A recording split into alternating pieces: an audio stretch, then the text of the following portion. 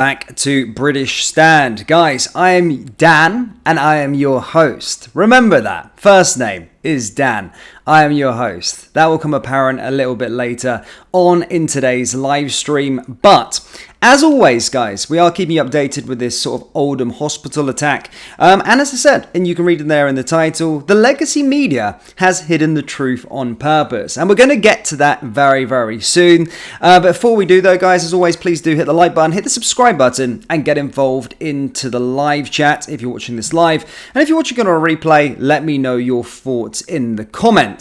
So, the hospital attack, the Oldham hospital attack. What we know is, of course, that a man, at the time known as Roman Hack, was frustrated about hospital waiting times in A&E at Oldham Hospital and decided to take matters into his own hand and stabbed a nurse that was working there, leaving her with quote-unquote life-changing injuries. He, of course, was arrested at the scene for attempted murder, and again, the legacy media told us those details, provided us those details throughout the day. And over the last couple of days. Since then, of course, we've now found out who the actual victim was, which we'll touch upon, and we've also seen him appear in court and had quotes from himself, and this is where the legacy media has hidden the truth to probably stop public outrage. And this is so freaking annoying, especially in the time that we're in currently with all this sort of grooming gang scandal. Not to say he has anything to do with that, I'm not saying that at all, but with this sort of covering up for different ethnicities, this needs to stop, and we're going to get to that very soon.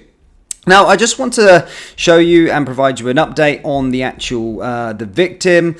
So the victim, of course, was the nurse. Her identity has been revealed, and her name is Akama Sherian, also known as Asha among her friends. And in terms of the good news with regard to her, she is actually recovering at home now. So yeah, that's good news that this man's attack never led to a death. But at the time we were quoted that she was left with life-changing injuries.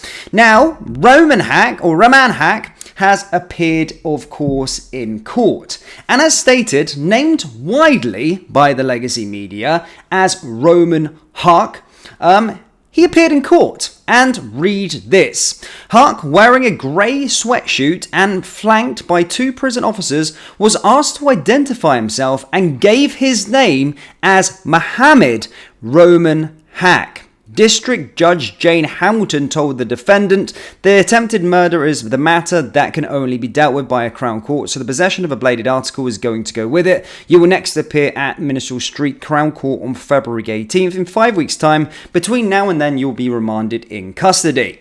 But, guys, this man has identified himself as Mohammed Roman Hack. This is his name. The legacy media have not left a name of Mohammed in there. They've left that out. They've left his first name out completely and identified him as Roman Hack. I mean, go on to everywhere on the legacy media, go on to any news article and type Mohammed Roman Hack into social media, onto your browser, whether it's in Google. And there is nothing to say with regard to Mohammed Roman Hack. Why leave out these massive, massive details? As stated, my name is Daniel James Grant. Sometimes I get called Dan as a nickname. I do not, if I commit a crime or if someone asks me my name, I do not say my name is James Grant. I don't go by that name. He has identified himself as Mohammed Roman Hack. So when arrested, he would have gave his name as Mohammed Roman Hack. Why has the legacy media continued to call him Roman Hack when that is not his name? Now again, Mohammed is the most popular boy's name within the United Kingdom. So again, it isn't too much of a problem to be addressing him as his first name. But it has been hidden. The full details of the individual's name has been hidden. And can you probably guess as to why his first name was hidden? Again, we weren't given any details. We weren't given no ethnicity background on the alleged attacker at the time. However, just the name Roman Hack, and that was it, that he was from Oldham, Greater Manchester, and that was it.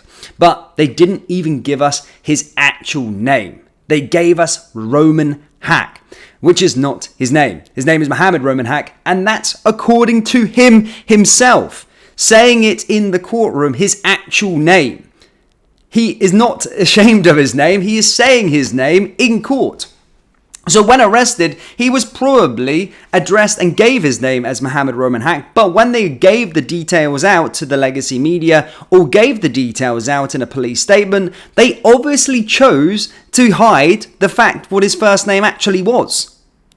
And can you understand as to why? And can you understand why people don't trust the legacy media and giving these details with regard to cover-ups? And again, these details are just being completely hidden away from us. It's diabolical. Why is this always the case? Is it again to try and hush an attack from somebody from an ethnicity background or a certain religion? It shouldn't be the case. As stated, if it was me, I would not be addressed to the media as my middle name and my last name. My first name would most definitely always be in there. So why was his first name completely left out of this scandal? I'm saying scandal now because they haven't gave us the full details of who this individual actually was. And now he's appeared in court and actually told us his name. Craziness. Let's have a little look at some of the comments, but more to the point, guys, I just want to say, thankfully, as stated, the victim is now at home recovering. I don't care who you are and you're a nurse in this country, you should not have to put up with that absolute crap and being stabbed at your work because of long waiting times. The attack in itself was absolutely disgusting, and of course, rightfully so, this man hasn't been granted bail or anything like that. He's going to be locked up until he appears for his sentencing in 5 weeks' time. But my point is, why are we constantly being misled down a different path on who an individual is? Yes, they gave us the name, but why did they give us his middle name and his last name? I just can't get over this. I can't get over these things, especially what's going on with regard to what's been blowing up in the UK over the last couple of weeks with regard to this sort of grooming gang stuff and talking about cover-ups and protecting minorities that commit crime. And the first thing that actually happens, straight off the bat, a notable attack, they're hiding the name. They're hiding a name because they know that would cause public outrage. And people would then be able to identify this individual as probably someone from a certain ethnicity background or someone from a certain religious beliefs.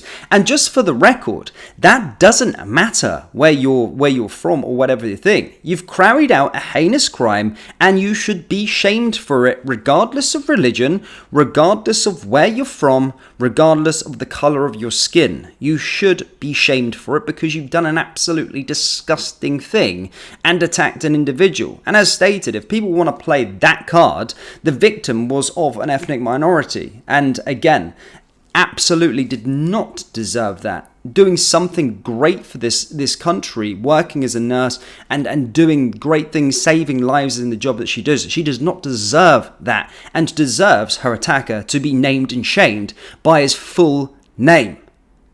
Not hiding who the individual is just to protect certain minority groups. That is not how it works. Honestly, disgusts me. Absolutely disgusts me. Yes, well, why are people surprised that the name Mohammed was left out? Again, Creating Wealth says it should be law that names are immediately released by the police. But that's the point, Creating Wealth, is that Creating Wealth together. The thing is that he's not the person that's not saying his identity. He's the one that in court was asked his name. He told his full name. So it's not a sake of just keeping it hush-hush. He's the one that said that's his name. So I'm sure if he said that in the court, his first name, his middle name, his last name, or whatever he goes by, he obviously, when arrested, would have had to give in his full details of his name. I mean, I haven't been arrested, so I don't know. I'm sure if they asked me what my name is, I'm sure they asked me for my sort of passport name, my full name, or whatever. I'm sure that's how it would go. I mean, if anyone's been arrested here, they could let me know that in the comments, but I'm sure that would be the case. Especially if it's in court, you have to do the same thing where you're required to give your full name, your passport name. What's on your passport is what should be then released to the media. Not your nickname or, taking out your first name just to make it look a little worse. No, that's not how it works. You buy your full name and that's it. But yeah, guys, yeah, frustrating. But another update there, guys, in terms of that, it pisses me off, but I want to say that the victim, of course, in this update is good, recovering at home. So that's a very, very good thing. And I'm very, very happy that, of course, that's not led to her, losing her life or anything like that. So happy that she's making a recovery at home. The extent of her injuries, I'm not too sure. We were first quoted, of course, that it was life-changing. So I hope, of course, she gets the justice that she deserves, and of course can recover from said attack and recover from those injuries. And this man is, of course, sentenced the proper way. But guys, let me know your thoughts on this one down there in the comment section below. Hit the like button, hit the subscribe button, and yeah, that's our third installment of this update as the legacy media hide the truth on who this actual individual is and who his name actually was. Guys, thank you for tuning in. Hit the like button, hit the subscribe